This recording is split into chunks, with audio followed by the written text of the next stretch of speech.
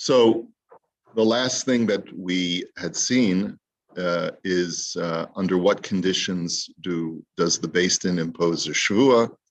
And as we saw from Rabbi Jachter's essay yesterday, the general practice in Beis Din today is not to impose a shvua at all. Okay? All right. We're up to Sif Chavtes, and in Sif Chavtes, the Imrei Yaakov says, the Rav Shulchan Aruch says, "Va'afilu im eno motzi sheker mipiv klal," even if a person does not lie at all, asur levakesh tzadim lihishtamet mibal chovo shehu chayav lo be'emes. You are not allowed to seek pretenses to slip away from your creditor when you know that you owe him money. Even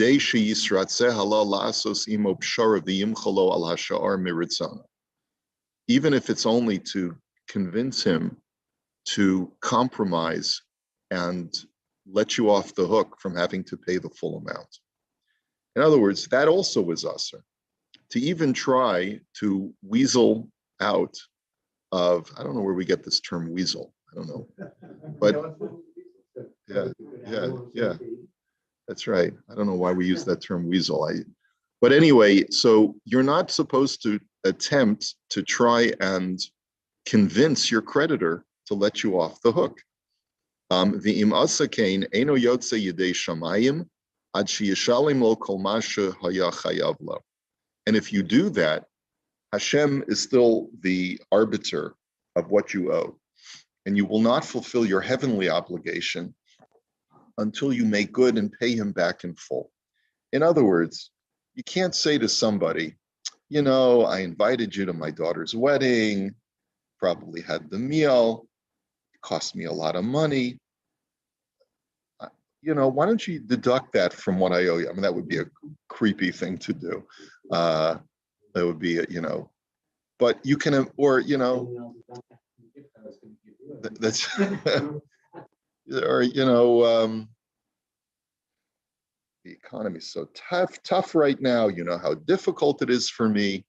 Why should, you know, maybe you should just let me off by paying, you know, 50 cents on the dollar, because these things have become devalued so much and I really shouldn't have to pay you that much. In other words, you can come up with so many different reasons why you shouldn't have to pay a person back what you owe them. But by doing that, even if the fellow relents and he allows you to pay less than what you owe, it's important to know that anytime a Jew borrows money or incurs a debt with another Jew, then there's a third party to this debt, and that's the Ribono Shel Olam. So even if the fellow is pressured into letting you off the hook so that legally you can say I'm exempt, but if you know that he wasn't happy about it and he only did it because of your pressure and not because he offered to forgive the debt, then you're not fulfilling your heavenly obligation. Oh.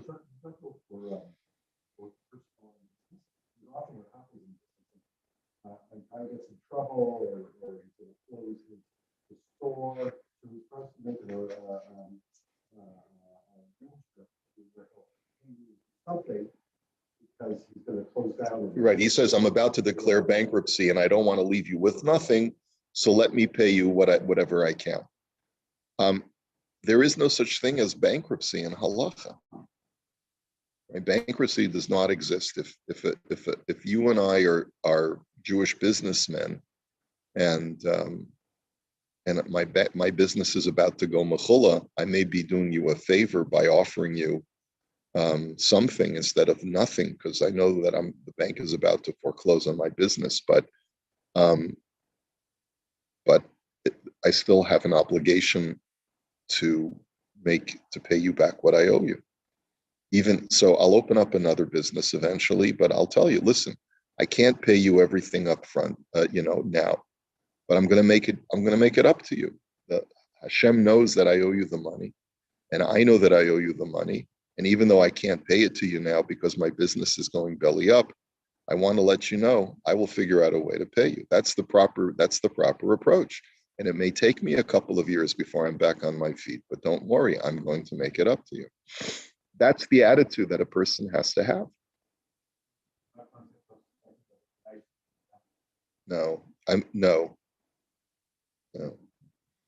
I mean, there is a statute of limitations on let's say there is such a concept in real estate law.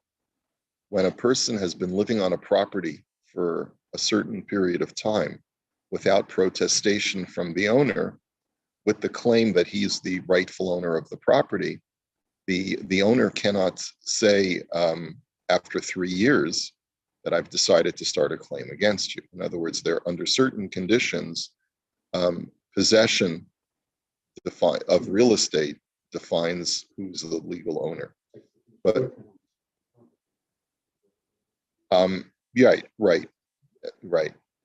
So when it comes to real estate, there is a statute of limitations if there's a contesting of ownership rights. But other than that, there is no statute of limitations. A lot of this belongs in the workplace where, let's say companies sometimes are difficult to let go of employees, and then what they do is they'll sort of employees entitled to a certain amount, let's say how many years they've worked or whatever. Severance, but the company tries to boil around, so it's the company or the individual who's supposed to pay out that severance. Does this fall into this sort of category? Because they should be paying a certain amount. They're not going to. Yeah, absolutely. They should. Absolutely, they have to pay that amount. I mean, it depends if the business no longer. Negotiation too. If the business no longer, it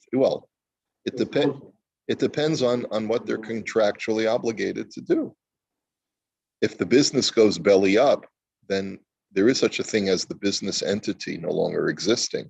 And if the business no longer exists, then things other than a debt, but rather I think that in other words, halacha does allow for the establishment of a corporate entity. And remember, we had discussed this some time ago, and I told you that I needed to research this, I think, a little bit more carefully.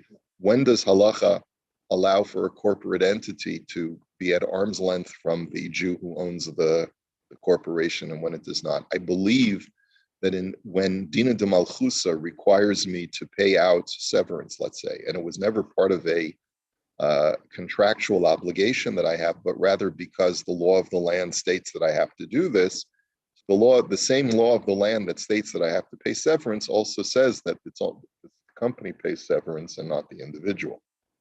So I think in a situation like that, you could make the argument that because this debt is only established because of Dina de Malchusa, it's the same Dina de Malchusa that says that when the company doesn't exist anymore, it doesn't exist anymore.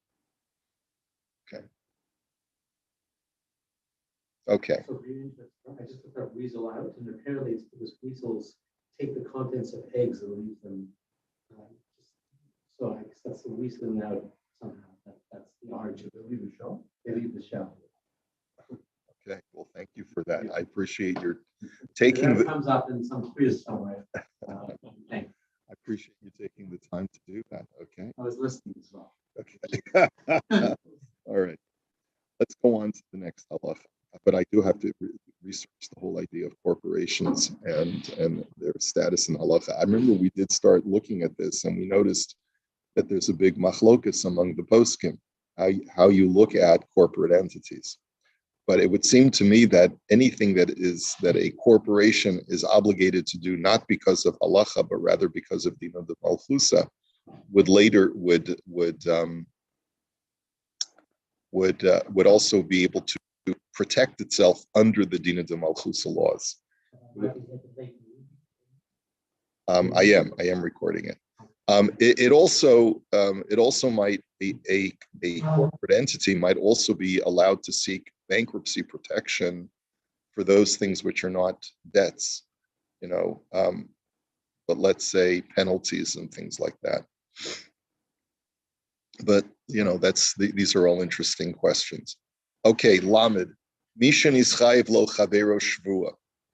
V'ra'a bo shamuchan lishava.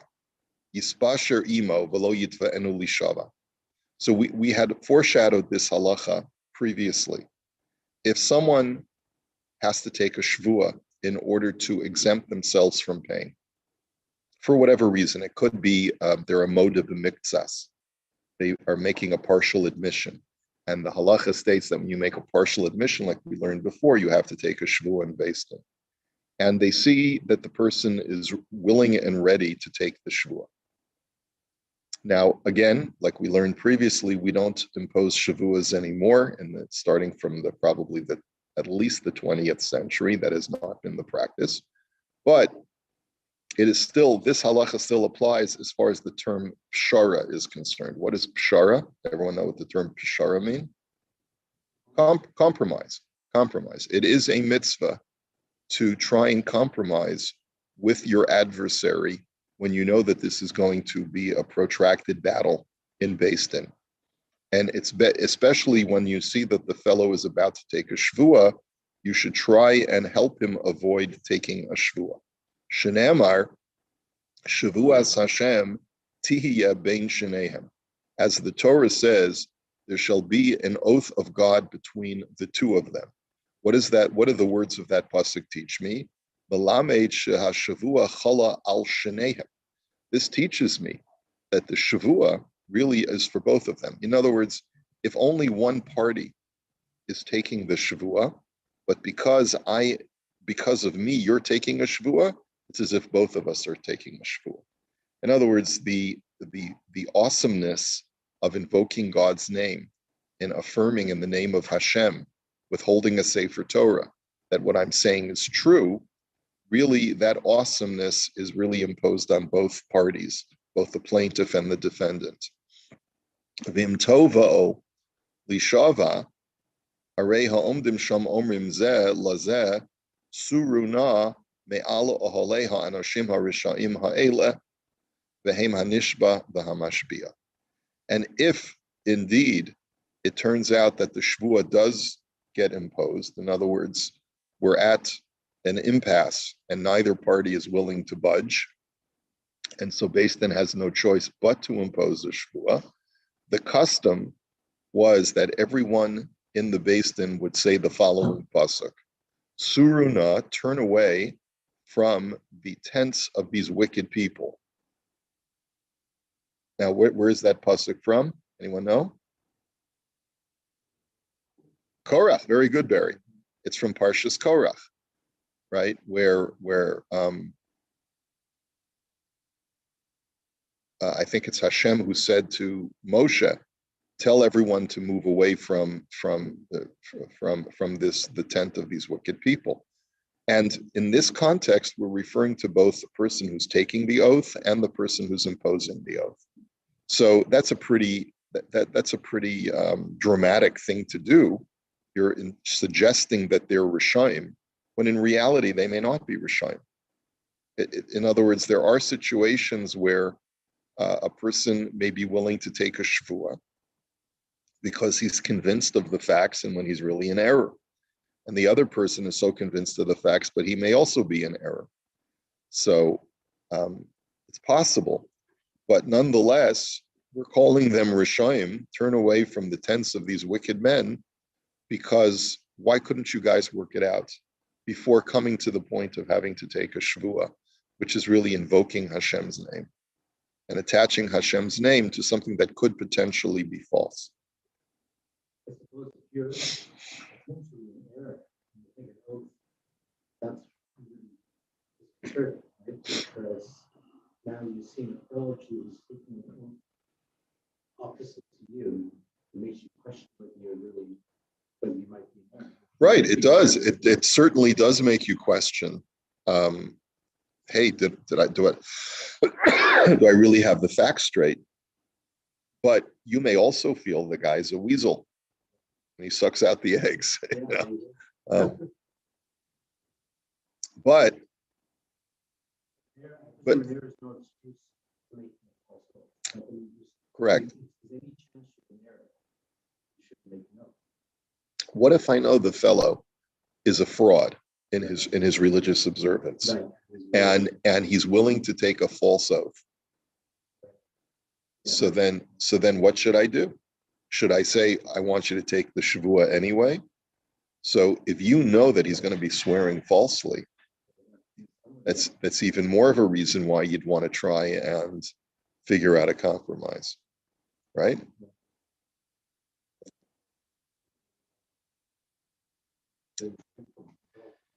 What's that?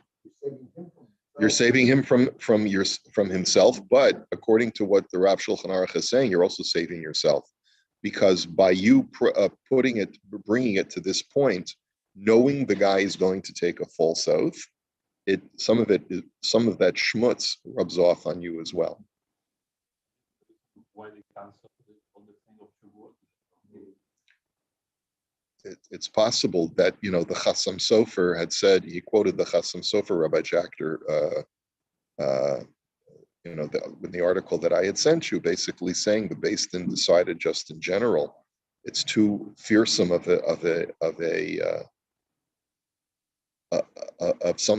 something that a Jewish should do, and they wanted to avoid people taking false oaths in general. Yeah. All right. That's bias. Okay.